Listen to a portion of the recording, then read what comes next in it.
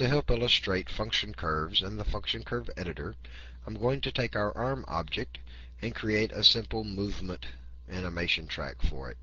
Say frames 20 and 50, set it to different positions.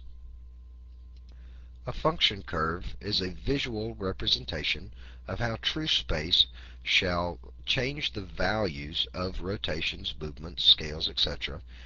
to create the in-between frames. We'll expand our arm object in the object tree. We'll see the rotation track and our new movement track. And note that you can manipulate the keyframes in the movement track just as before in the rotation tracks. We'll move this keyframe to 18, frame 18, and hit the function curve button.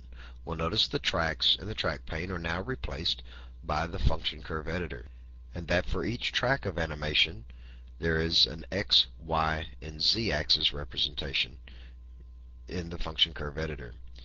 The green line represents the actual function curve, or how the values change over time or through the frames. The boxes represent the keyframes we have set. The zoom buttons work here also.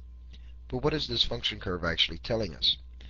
Let's look between the first two keyframes. We notice a very steep slope, or very steep rate of change, whereas between the last two keyframes there's a very gradual change. In the editor, we can left-click and drag up and down to change this value, which we notice also changes the slope and the amount of change between the keyframes. You can also hold down the Control key and left-click and drag left and right to change the position of the keyframe.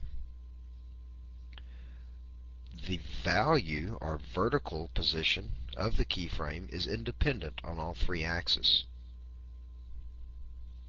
By right-clicking on this keyframe and going to Properties, we bring up the keyframe properties again, and we have the same information as before. And if you'll also notice in the status bar now also gives us the value of our position of our mouse pointer.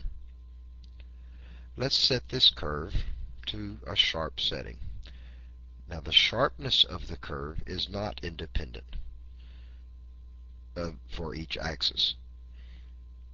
By playing this back, we notice we have a more defined point or corner point in our animation, in our movement.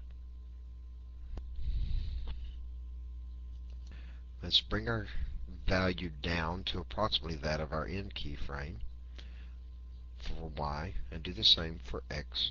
Let's right-click and hit New, which is insert a new keyframe. We will adjust its value to be similar to that of the previous keyframe, and then also hit the sharp corner. What we're creating here is a buffer area between the X movement and the Y-axis movement, an area in which no movement takes place at all. We'll notice that the slope is where we want. We notice also that the new keyframe also shows up in the standard track pane, and it can be manipulated here. Let's move this out now to a couple of more frames. Go back in and look, and we will see that it's also updated in the function curve editor. How does this affect our animation? We'll notice there is a pause in the corner now, where no X or Y movement is generated.